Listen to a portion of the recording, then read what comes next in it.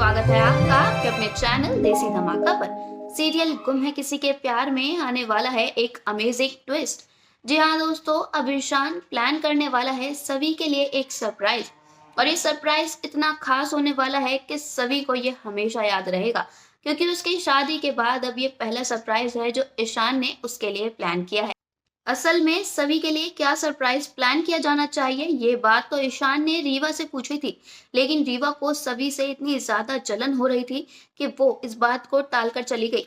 उसे बिल्कुल भी अच्छा नहीं लग रहा कि ईशान सभी के बारे में इतना ज्यादा सोच रहा है और उन दोनों के बीच इतनी ज्यादा नजदीकियां बढ़ रही हैं।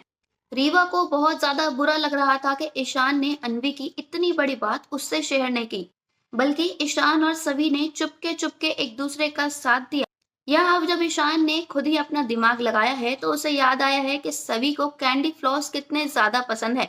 और बस अब वो कैंडी फ्लॉस और बलून्स लेकर पहुंच गया है सभी के सामने उसे सरप्राइज देने।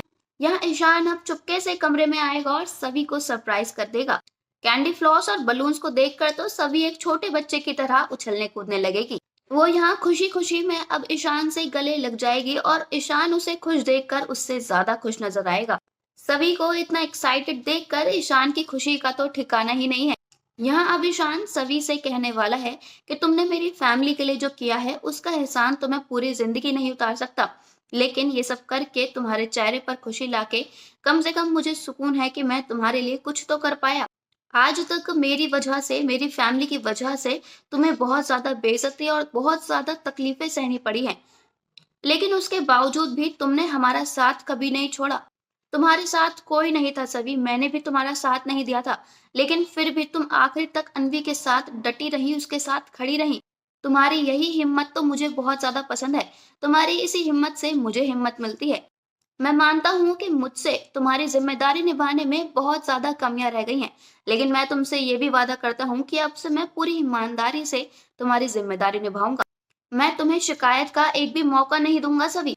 दोस्तों, ईशान की इतनी इमोशनल बातें सुनकर अब सभी की आंखों से तो आंसू ही आ जाएंगे, क्योंकि शादी के बाद ये पहला मोमेंट है जब उसे लग रहा है कि हाँ, इस दुनिया में उसका कोई अपना भी है। वो जिस परिवार को अपना मान रही है, अब फाइनली वो भी उसे धीरे धीरे ही सही लेकिन थोड़ा थोड़ा अपनाने लगे हैं। दोस्तों, सभी को तो ईशान से प्यार हो ही चुका है, लेकिन जिस तरह ईशान और सभी की स्टोरी आगे बढ़ रही है, आपको क्या लगता है? क्या ईशान को भी सभी से प्यार हो जाएगा, या फिर वो रीवा के पीछे ही लगा रहेगा? क्या रीवा सभी और ईशान को कभी एक होते हुए देख पाएगी? रीवा जो ईशान को पाना चाहती है, क्या वो सभी को ईशान के साथ देख पाएगी, उसके साथ बर्दाश्त कर पाएगी? आपको क्या लगता है? हमें कमेंट्स में जरूर बताइएगा। साथ ही साथ अगर नहीं किया है चैनल को सब्सक्राइब तो जरूर कर लें, ताकि सीरियल की सारी न्यू अपडेट्स आप तक पहुंचे सबसे पहले। धन्यवाद।